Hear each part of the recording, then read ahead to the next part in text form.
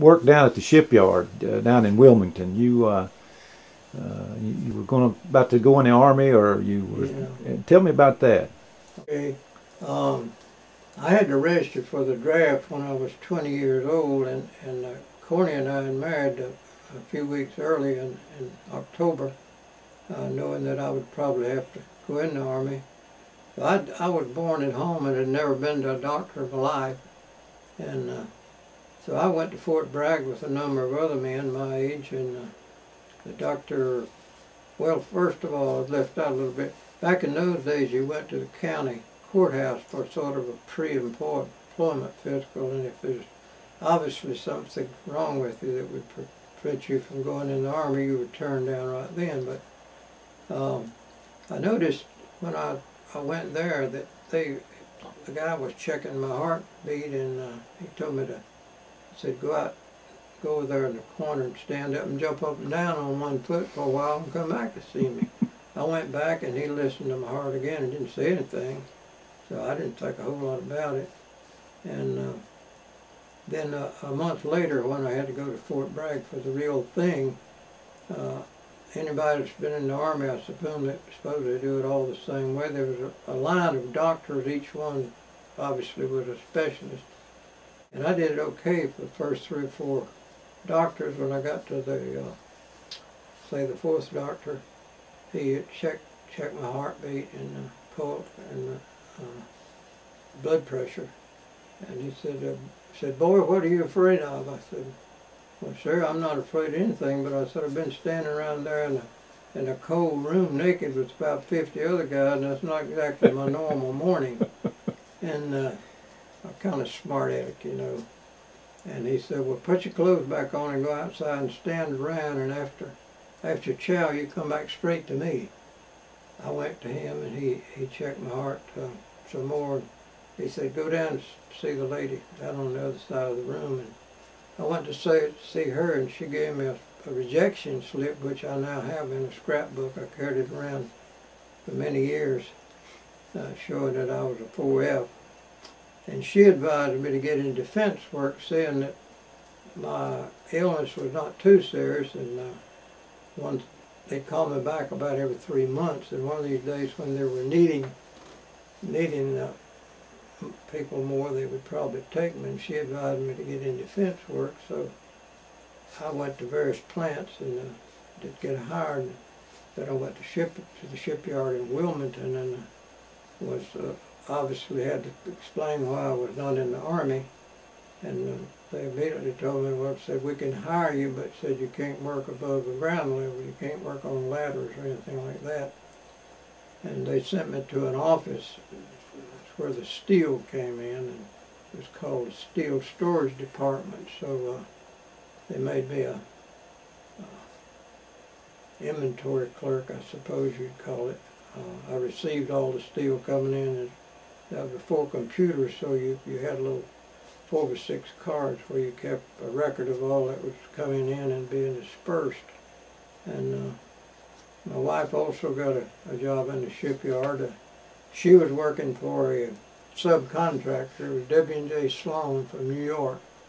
And after the ships were launched and pulled into the docks, they did the interior work. And she was a timekeeper, wasn't a secretary, but a clerk timekeeper, and she had to go aboard the ships. I really don't know why they didn't use punch clocks, because I worked on the other end of the yard, and we had time clocks. But anyway, she had to go on the ships in the morning and the afternoon to check on the time.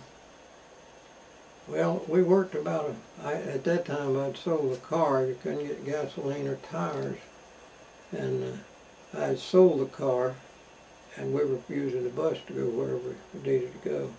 So we worked probably a mile apart, and we took a different bus there and back each day.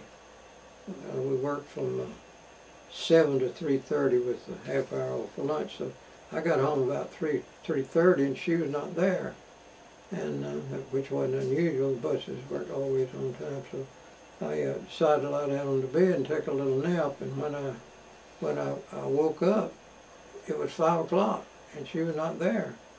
And I began, of course, being concerned.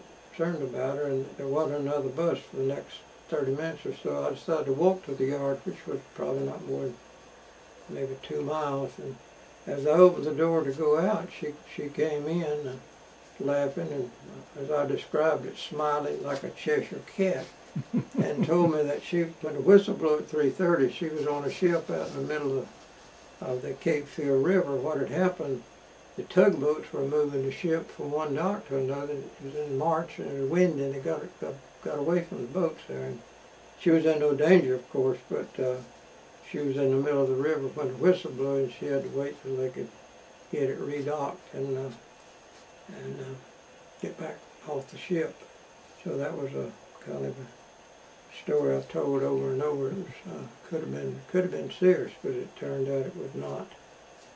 What sort of ships were you building down there, B? Liberty ships. I believe I think we built 264. I have a record of every number, every ship and the name of it, and when it was launched and when it was delivered and what disposition it was made of them. In most cases they were destroyed for steel, torn down and used for steel, scrap steel. But quite a few of them were blown up in the early part of the war particularly. And how many people worked there? 25,000. 25,000. Wow.